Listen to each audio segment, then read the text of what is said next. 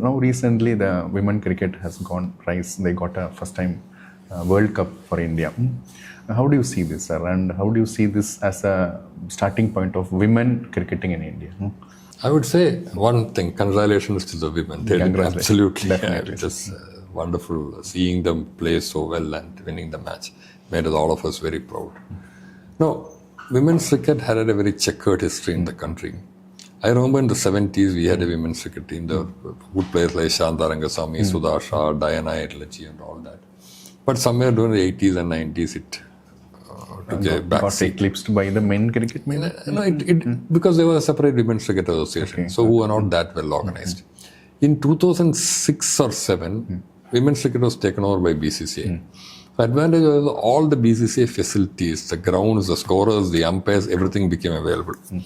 Coaching facility also. So that was a huge boost for this thing. And along with that, we got a good crop of players like Mithali Raj, Julan Goswami. Mithali Raj, correct. So that was the first change. Then in 2017, the World Cup, we defeated Australia for the first time. Harmanpreet hit that wonderful 171. I would say that was the Kapil Dev moment. We should have won that World Cup. We fell short by 9 runs.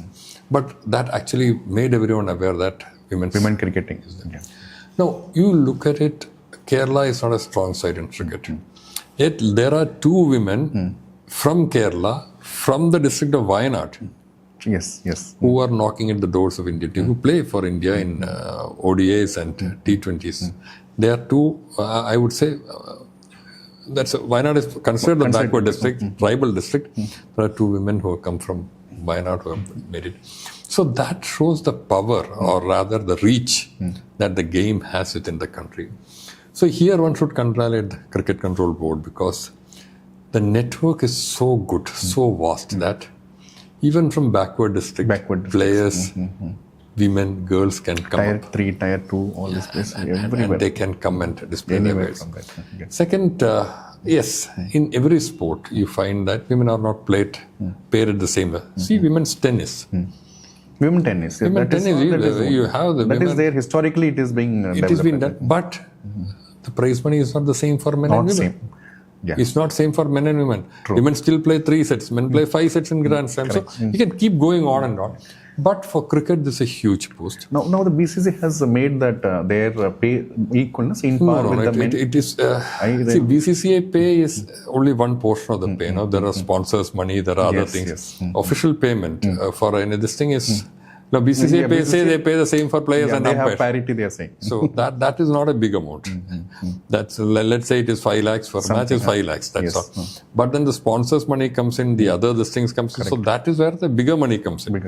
But the BCCI has announced a lot of benefits for that, and certainly they will be being taken good care of, and prize money has also come in. So it will be a huge boost for the game. Coming to your own more book, Dividing Lines, you have analyzed India's foreign policy with respect to China. Am I right, sir, in that book? Okay. How do you see the Indian diplomacy has evolved, particularly recently from the Modi era? Dividing Line essentially traces the India-China War of 1962. I am an unabashed fan of Pandit Jawaharlal Nehru. I always said this for various reasons. I grew up reading about Nehru. I read lots of books on him. I read what he has written. So, but there was one facet of it that I wasn't able to understand. Why did we have a war with China? In 50s, we said Hindi Chini bye, and in 62, we had a war which we lost. The war can be avoided. What could be bad? What could have gone wrong? People always said it was Krishna Menon. Krishna Menon was foolish. China stabbed Nehru. This was a regular thing. It was too simplistic explanation. So when I was in Singapore, I had time to read upon this. And I found that, a lot of mistakes were committed by India also, which led to the war. I just want to jot it down so that at least for my own this thing. And when I wrote it down, it took the shape of a book. So it was published and it was quite well received. A lot of General Malik came for the release of the book, and it was fairly well received in the circles also. So this thing is that the war in 62 is something that we should forget. Forget. Okay. Actually, it was not a war. Actually, it was like Chinese were coming and we were kind of withdrawing. Is Yes, what I but read. you had to call it a war because when there is an armed conflict, there is no other word to explain. Now look at Vietnam. I'll just put that history. Vietnam fought the worst possible war against US. They put chemical wars, they damaged and destroyed the country till 74. Then Vietnam fought a war with China in 77. Now you see where is Vietnam today. Vietnam has wonderful relations with both China and USA. How are they able to do it? Yes. So at some point you had to decide to bury the baggage of the past and look forward. Territory is important to us. I'm not disputing that. There may be disputes about a border which has never been delineated. That will continue. But that should not come in the way of having decent working relationships.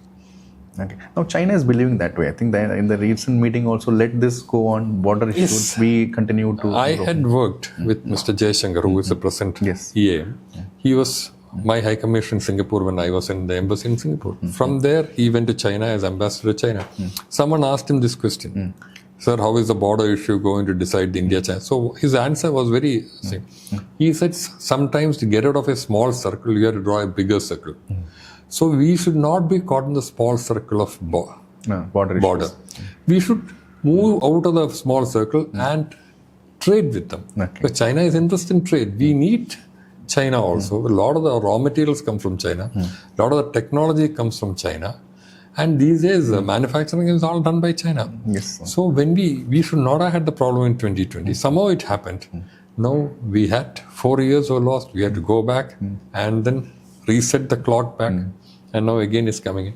So on these areas, we should follow a policy in which we should be friendly with China. Because friendliness also ensures two things. One, we are on good terms. It's a manufacturing superpower, it's a financial superpower, it's a military superpower. Two, China became pally with Pakistan only after we fought with them. True, sir. That is true. That's the second thing. So China-Pakistan axis is very strong. No, it is something which has helped Pakistan and China. Because what is the reason? No, China is a communist country. Pakistan is a Islamic state. They have nothing in common. But they are held together by enmity towards because India. of India. So if we are able to work well, and this is not something which can happen overnight, if you are able to engage with China over the years in a better way, we can ensure that, well, the relationship becomes much more stable and their support of Pakistan. It's a win-win situation for both the countries. Yes, this can be done. So this is something which I have been saying for a long time, but then there are a lot greater policy concerns and all that which happen. So when you talk about the diplomatic concerns in the neighborhood, suddenly it has taken a turn for the worse. You look at Maldives, well, they were at one time our most reliable neighbor. But anti-India campaign made them to come to power. Even though after coming to power, they are trying to change it. Sri Lanka, yes, no, China also has a lot of influence, but we are not the only people who are there. Bangladesh, yes, we have a problem. Myanmar, we don't know which side the military regime is. Pakistan, of course, that's it. Nepal is unstable. Afghanistan. So in the entire South Asia, if you look at it, we don't have a country who we can say are firmly in our camp as our friend, except Bhutan. So this is not a good situation. So these are aspects which people should understand and work on.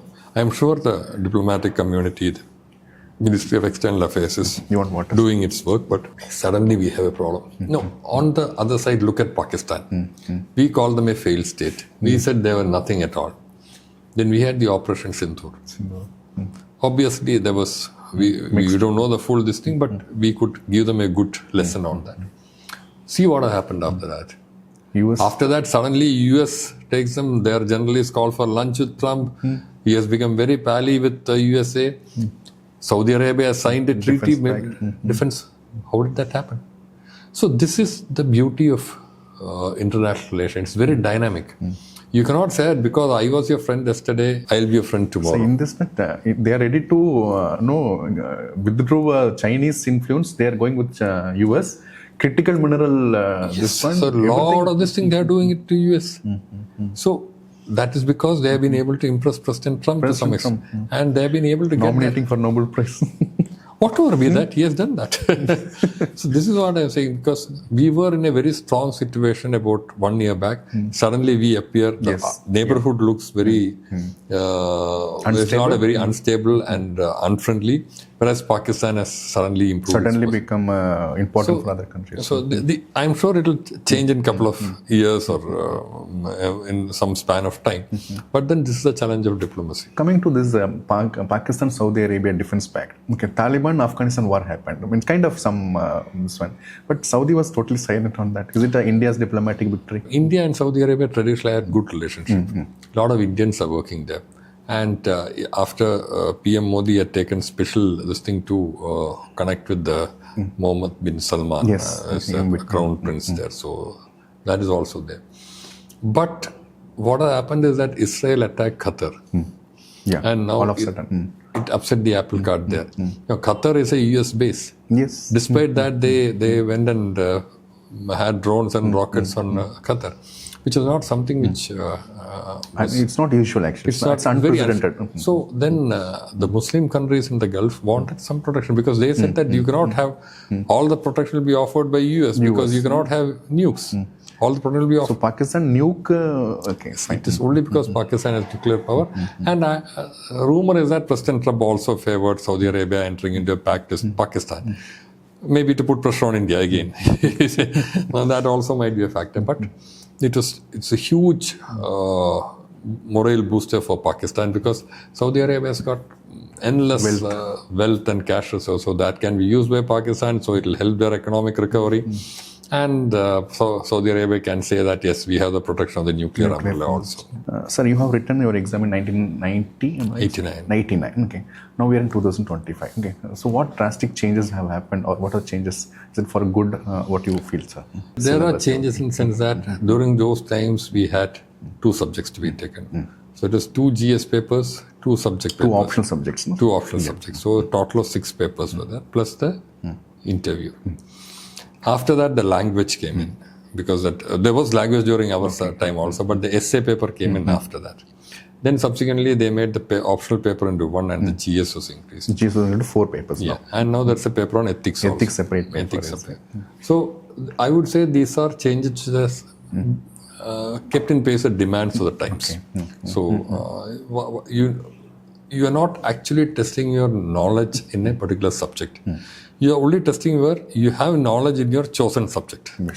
General studies is definitely important, because you are going to be a generalist administrator. You are not going to a specialist administrator. You are going to a generalist administrator. So probably that is the reason why this 2 optionals became 1 optional and more focus was placed on GS.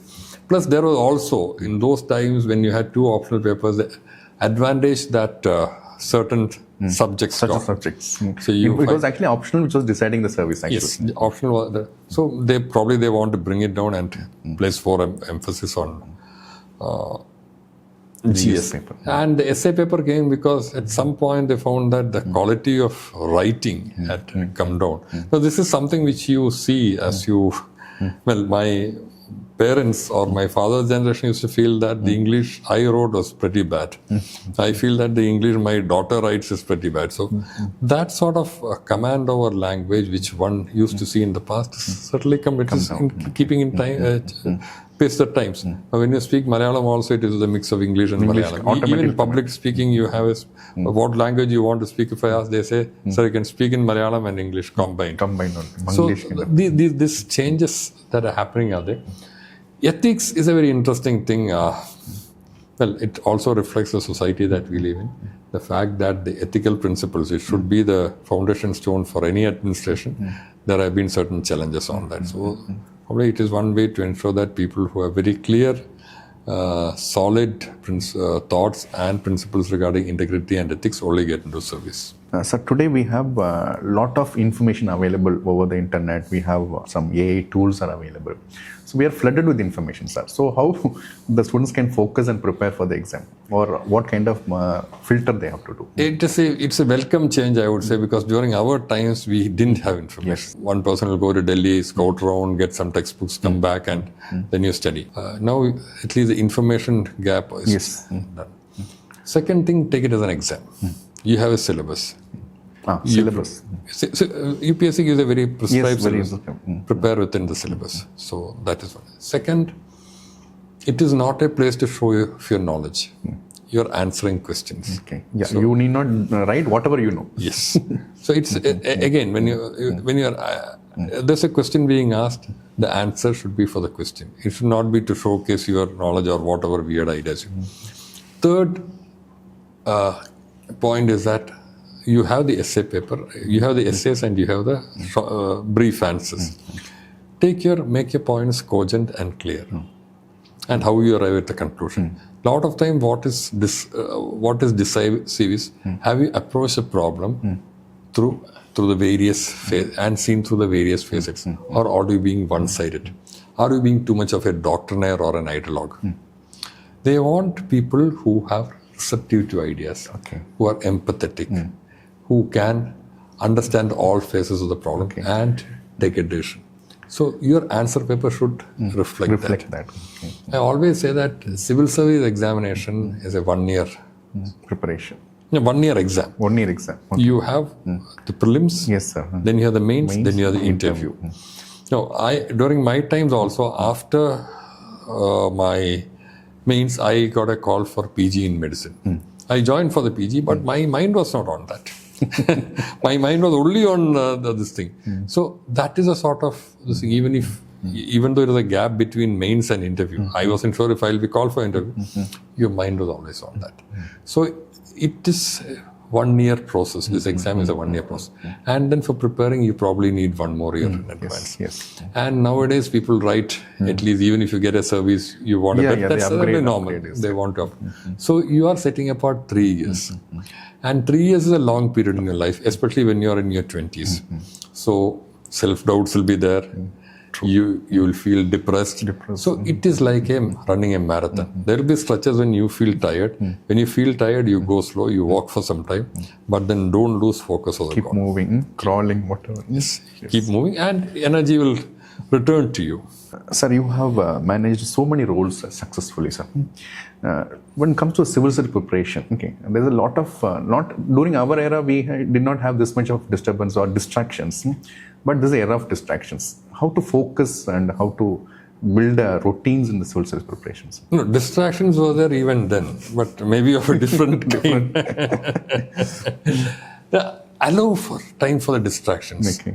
No, for me, during the times I prepared, what I did was I kept myself away from cricket, which is probably the biggest sacrifice I could make. Distraction for you.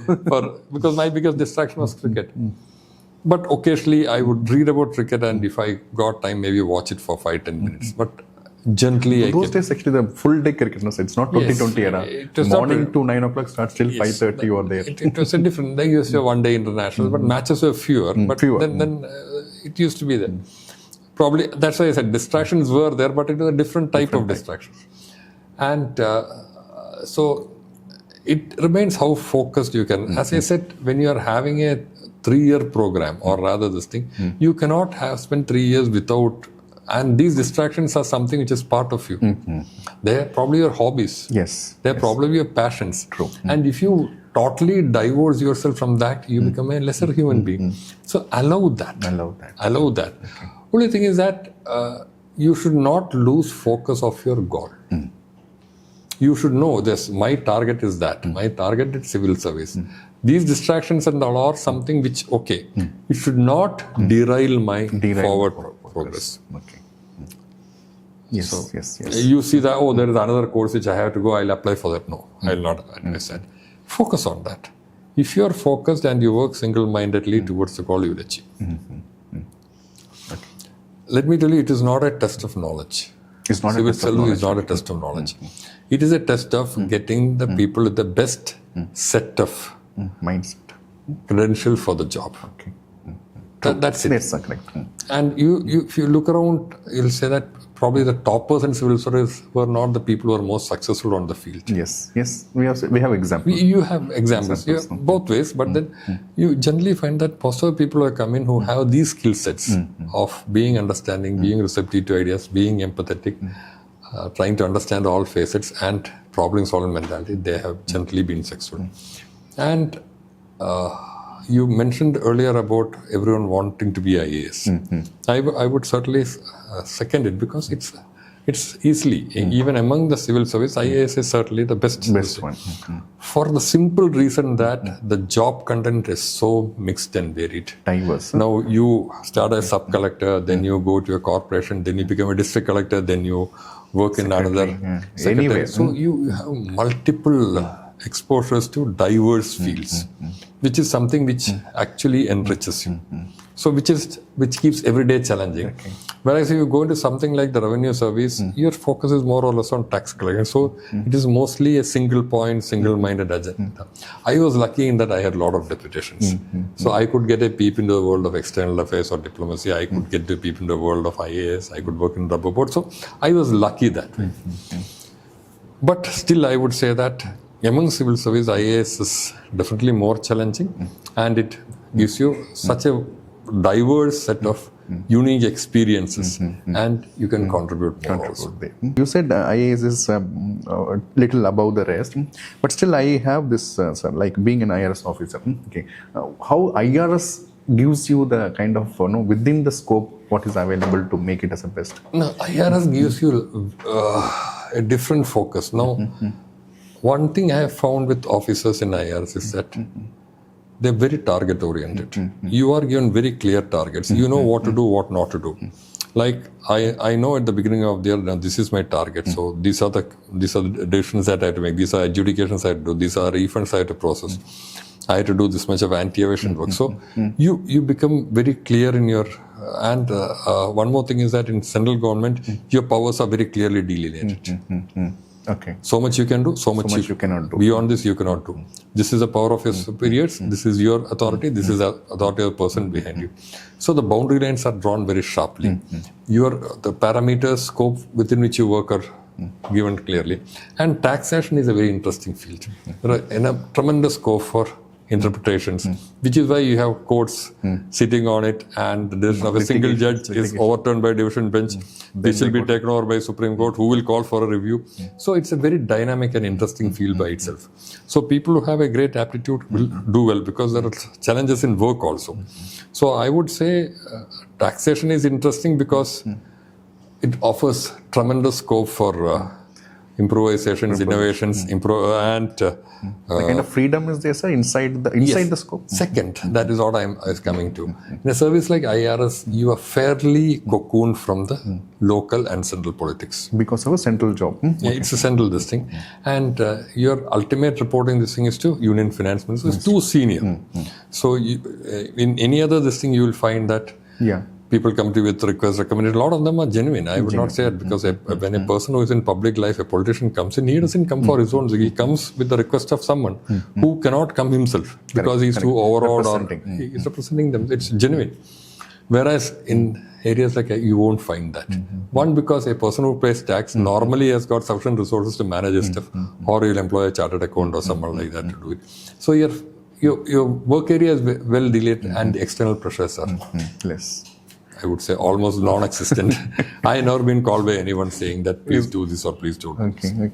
One more, the areas where the civil servant aspirants feel difficult, they clear the written part very well. When it comes to interview, they totally become, including myself. How was your interview, sir, and what you give message for the interview? I would say it is not an interview, it's a personality test.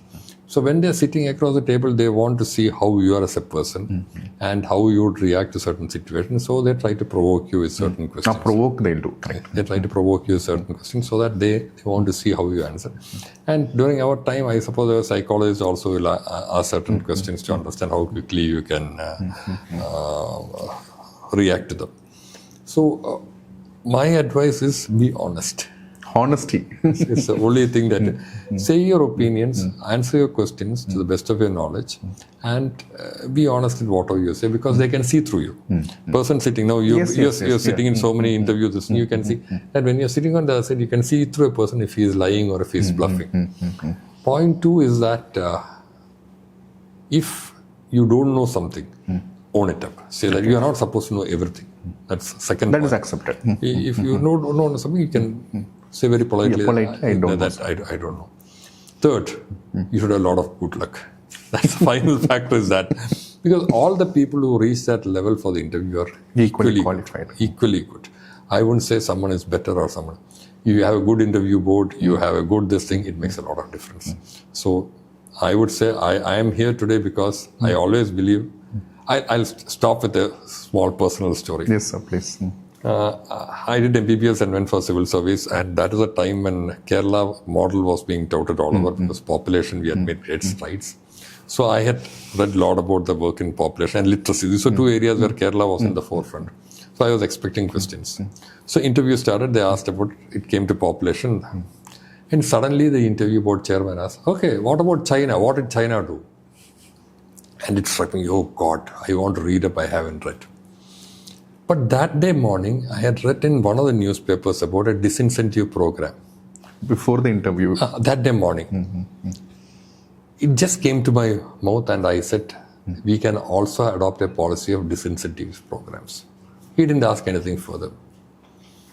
I came out of the room, and then when I went outside, interview went off okay. I went outside and I met my friend and I said, I didn't answer it, but he didn't ask. Hey, you answered the right, you gave the right answer. No, I believe I answered it because whenever I took an exam, my mother would be reading either the Ramayana or one of the religious texts so that I do well. So it was God's blessing. God's blessing. It was through my mother's prayers. So I say, whatever you have, wherever you achieve is only because of the goodwill you generate and the blessings of God. So you need them in ample measure.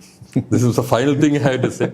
You're all good people. You're all highly qualified people. You're all excellent human beings.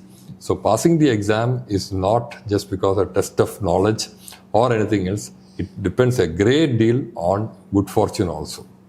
Thank you, sir. Thank you very much, sir. Thank you very much. Well, thanks for having me. Thank you, sir. And good luck to all of you. Thank you. Thank you, sir.